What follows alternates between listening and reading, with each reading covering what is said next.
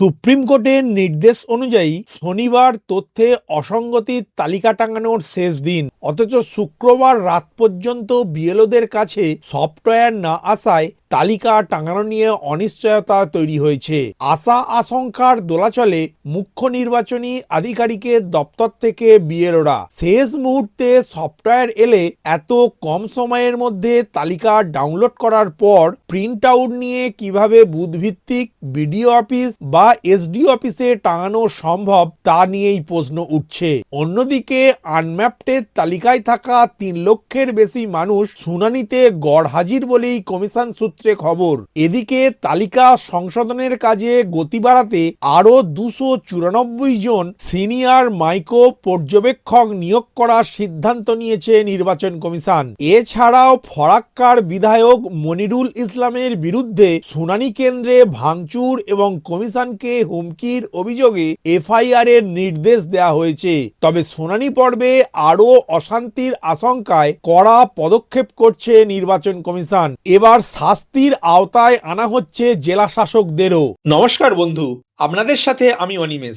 আপনারা এখন দেখছেন কুন্ডু টেলিকম ইউটিউব চ্যানেল। চলুন শুরু করা যাক আজকের আপডেটটি। সম্প্রতি সুপ্রিম কোর্ট তথ্যগত অসঙ্গতির তালিকা প্রকাশের নির্দেশ দিয়েছে। শনিবার সেই তালিকা প্রকাশের কথা। নির্বাচন কমিশন জানিয়েছে তথ্যগত অসঙ্গতির পাশাপাশি নো ম্যাপিং ভোটারদের তালিকাও প্রকাশ করা হবে। অর্থাৎ তথ্যগত অসঙ্গতির তালিকায় থাকা ৯৪ লক্ষ এবং নো ম্যাপিং তালিকায় থাকা ৩২ লক্ষ অর্থাৎ প্রায় ১,২৬ লক্ষ নামের তালিকা তারা প্রকাশ করার কথা। কিন্তু গোল পাকিয়েছে জাতীয় নির্বাচন কমিশন। তথ্য অসঙ্গতির তালিকা রয়েছে তাদের কাছে, কিন্তু শনিবার তালিকা প্রকাশের শেষ দিন হলেও রাত পর্যন্ত তা হাতে পাননি এ রাজ্যের বিএলওরা। ফলে কোন প্রক্রিয়ায় ১,২৬ লক্ষের নামের তালিকা একদিনের মধ্যে প্রকাশ করে টাঙানো সম্ভব তা নিয়েই চিন্তায় মুখ্য নির্বাচনী আধিকারিকের দপ্তরের কর্তারা। কারণ বিএলওদের শুনানি কেন্দ্রে হাজির থাকতে হচ্ছে। বহু সংখ্যক বিএলও ব্যক্তিগত কাজে ব্যস্ত থাকবেন, তাই আদৌ দেশের সর্বোচ্চ আদালতের নির্দেশ পালন সম্ভব নয় বলেই মনে করছেন নির্বাচন কমিশনের এক অংশ। প্রসঙ্গত গত ১৬ই ডিসেম্বর খসড়া ভোটার তালিকা প্রকাশ করেছেন কমিশন। সেই তালিকা থেকে ৫৮ লক্ষের বেশি নাম বাদ গিয়েছে।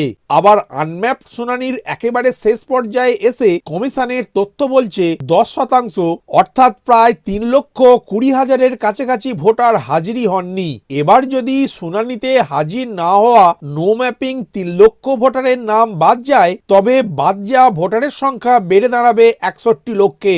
এসআইআর এর খসড়া ভোটার তালিকা প্রকাশের সময়ই নির্বাচন কমিশন জানিয়েছিল পশ্চিমবঙ্গে নো ম্যাপিং ভোটারের সংখ্যা ৩১,৬৮,৪২৬ জন। ওইসব ভোটাররা ২০০২ সালের শেষ এসআইআর এর সঙ্গে লিঙ্ক দেখাতে পারেননি। কমিশন সূত্রে খবর দিনক্ষণ জানিয়ে প্রায় ৩২ লক্ষ নো ম্যাপিং ভোটারকে শুনানির নোটিশ পাঠানো হয়েছিল। এখন ওই শুনানি প্রায় শেষের মুখে। তাতে দেখা যাচ্ছে প্রায় ১০% ভোটার শুনানি কেন্দ্রে উপস্থিতি হননি। নো ম্যাপিং ছাড়াও তথ্যগত অসঙ্গতি রয়েছে এমন ভোটারদেরও শুনানিতে ডেকেছে কমিশন। আগামী ৭ই ফেব্রুয়ারি এসআইআর শুনানির শেষ দিন। ফেব্রুয়ারি মাসের ১৪ তারিখ চূড়ান্ত ভোটার তালিকা প্রকাশ হওয়ার কথা। তবে সেই সময়সীমা বাড়তে পারে বলেই ইঙ্গিত দিয়ে রেখেছে নির্বাচন কমিশন। তারা জানাচ্ছে শুনানি পর্ব এখনো চলছে। নো ম্যাপিং ভোটার কেউ যদি অংশ নিতে চান সেই সুযোগ তাদের দেয়া হবে, না হলে নিয়ম মোতাবেক চূড়ান্ত ভোটার তালিকা থেকে তাদের নাম আবশ্যিকভাবে বাদ যাবে।